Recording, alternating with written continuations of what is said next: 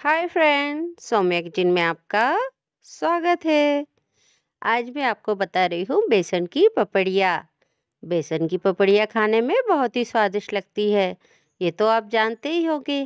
होली के त्यौहार में खासकर गुझे पपड़िया तो बनते ही है ना। गुझे की रेसिपी मैं आपको दे चुकी हूँ और आज मैं आपको बता रही हूँ बेसन की पपड़िया की रेसिपी। आप हमारे तरीके से बेसन की पपड़िया बनाएंगे ना, बहुत ही खस्ता और बहुत ही बढ़िया बनेगी। खस्ता पपड़िया बनाने के लिए एक आसान सी ट्रिक आजमाएं, बहुत बढ़िया पपड़िया बनेगी। ये हमने ले लिया है 3 कप बेसन। इसी मेजरमेंट के कप से हमने 3 कप बेसन ले लिया है और हाफ कप ले ली है इसी मेजरमेंट के कप से हमने मैदा। ये 3 कप बेसन ले लिया है और ये ले ली है हाफ कप हमने मैदा। ये मैदा डाल देते हैं इसमें। मेजरमेंट आप सही लेंगे ना, आपकी पपड़ियाँ बहुत अच्छी बनेगी। 3 कप बेसन में हाफ कप मैदा डाल लें आप, बहुत बढ़िया पपड़ियाँ बनेंगी, ना टूटेंगी ना फूटेंगी। हमारी पपड़िया को चटपटी बनाने के लिए, मसाले वाली बनाने के लिए सबसे पहले हम डाल दे रहे हैं जीरा। ये 1 टेबल स्पून जीरा हमने डाल दिया है और ये 2 टेबल स्पून, ये 2 टेबल स्पून जीरा हो गया है हमारा। अब 2 टेबल स्पून इसमें डाल देते हैं हम अजवाइन। ये 1 टेबल स्पून डाल दी है अजवाइन और ये 2 टेबल स्पून, ये 2 टेबल स्पून हो गई हमारी अजवाइन। अब डाल देते हैं अच्छी चटपटी बनाने के लिए लाल मिर्च। ये लाल मिर्च हमने थोड़ी सी मोटी पीसी है, थोड़ी मोटे दाने की ली है हमने लाल मिर्च दरमोट करके। तो ये मोटे मोटे से दाने इसमें डाल देते हैं। अच्छी दिखेगी हमारी पपड़िया और टेस्ट भी बढ़िया आएगा। जैसी चटपटी चाहिए आपको उस हिसाब से लाल मिर्च इस पे डाल दें। ये मैं डाल दी हूँ थोड़ी सी लाल मिर्च इसमें। और अब हम इसमें डाल देते हैं नमक। नमक आप अपने स्वाद के अकॉर्डिंग डाल लें। मैं इसमें 2 टेबल स्पून और half 1 table spoon, 2.5 table spoon डाल रही हूँ नमक। आप अपने स्वाद अनुसार नमक डाल सकते हैं, कम या ज़्यादा। और ज़्यादा चटपटी चाहिए तो आप अदरक चटनी मिर्ची का पेस्ट भी इसमें मिला सकते हैं। इसमें हमने 2.5 टेबल स्पून नमक डाल दिया है और अब इसमें थोड़ी सी डाल देते हैं कस्तूरी मेथी। कस्तूरी मेथी डालना है तो आप डालें, नहीं तो आप स्किप भी कर सकते हैं। इसकी जगह आप हरा धनिया भी इसमें डाल सकते हैं थोड़ा सा। ये हमने मसाले डाल दिए हैं। अब इसमें हम डालेंगे ऑयल। थोड़ा सा मोहन के लिए ऑयल डाल देते हैं। तो हम एक बड़ी चम्मच ले रहे हैं, एक बड़ी चम्मच से हम 1 चम्मच ऑयल इसमें डाल रहे हैं। ये 1 चम्मच ऑयल हमने डाल दिया है और इसको मिला ले रहे हैं। मिक्स कर लेते हैं अच्छे से पहले। ये देखिए अभी मैं चम्मच से ही मिला रही हूँ। पहले अच्छे से मिला लेते हैं चम्मच से, एक सा कर लेते हैं। फिर दोनों हाथों से इसको अच्छे से मिस लेंगे। ये हमने अच्छे से मिला लिया है, मिक्स कर लिया है। और अब हम इसको दोनों हथेलियों से रगड़ रगड़ के अच्छे से मैश कर लेते हैं, ताकि इसमें जो भी गुठलियाँ दाने बने हैं ना ऑयल डालने से, वो सब अच्छे से फूट जाएं और बेसन अच्छे से ऑयल में मिक्स हो जाए। ये ऑयल को अच्छे से मिक्स कर लेंगे हम इसमें। ये देखिए अच्छे से मिला लेते हैं, इस तरीके से मैश कर लें आप। ये हमने 1 कप पानी ले लिया है आटा गूँथने के लिए, बेसन का आटा लगाने के लिए। आप हाथ से गूँथना चाहते हैं आटा तो हाथ से गूँथ लें, नहीं तो मैं मिक्सर ग्राइंडर में कर रही हूँ। आप चाहें तो हाथ से भी गूँथ ले सकते हैं। मिक्सर ग्राइंडर में आटा तैयार करेंगे ना, तो हमें कूटने की आवश्यकता नहीं पड़ेगी। ये आटा हमने खाली कर लिया है बेसन का। ये देखिए ये बेसन पूरा हमने खाली कर लिया है और अब ये कप से इसमें पानी डाल देते हैं थोड़ा सा और ढक्कन लगा के इसको मिक्सर ग्राइंडर को चालू कर लेंगे।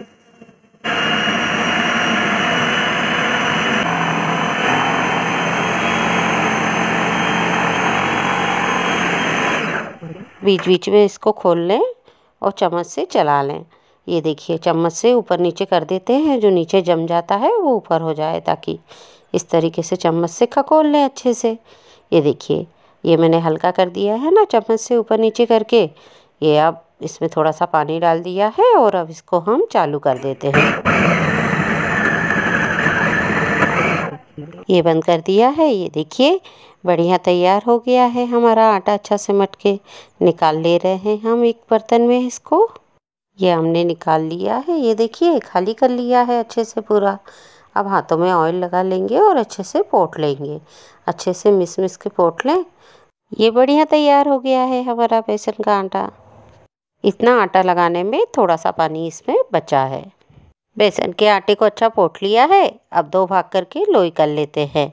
अच्छे से मिस के अच्छे से पोंछ के गोल लंबा लोया तैयार कर लेंगे और फिर चाकू से इसके पीस कर लेते हैं। ये देखिए छोटी छोटी लोई तैयार कर ली है हमने। ये लोई के पीस काट लिए हैं हमने। हाथ में ऑयल लगा लें और अच्छे से लोई में लगा लें और लोई को एक डिब्बे में रख देते हैं। ये डिब्बे में रख देते हैं किनके। ये देखिए ये लोई हमने रख दी है। ये दूसरा लोया भी हम तैयार कर लेंगे इसी तरीके से मिस के। ये अच्छे से मिस लें और लंबा सा लोया तैयार कर लें। लोई बनाने में आसानी होती है। ये देखिए ऐसा लंबा सा लोया तैयार कर लेंगे अच्छे से दबा दबा के और चाकू से पीस कर लें। तो चाकू से छोटी छोटी लोई बहुत बढ़िया हो जाती है, जितने बड़े साइज की आपको करना है। ये देखिए और हाथों में ऑयल लगा के लोई में ऑयल लगा लें और लोई सारी गिन के रख दें। ये हमारी कम से कम 40 लोई बनी हैं। ये हमारी लोई बन के तैयार हो गई है ना।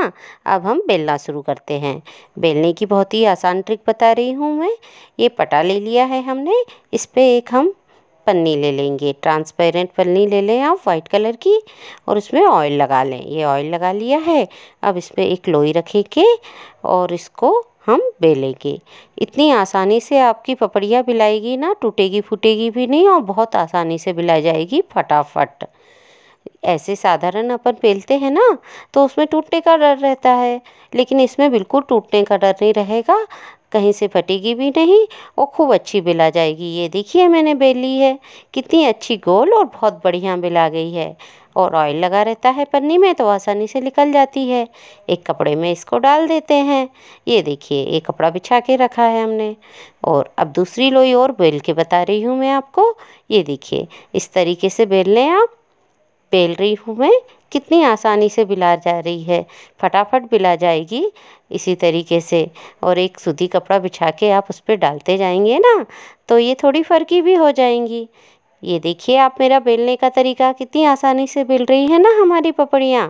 ज़्यादा समय भी नहीं लगता है और फटाफट बिला जाती हैं और इससे निकालते भी आसानी से बनता है।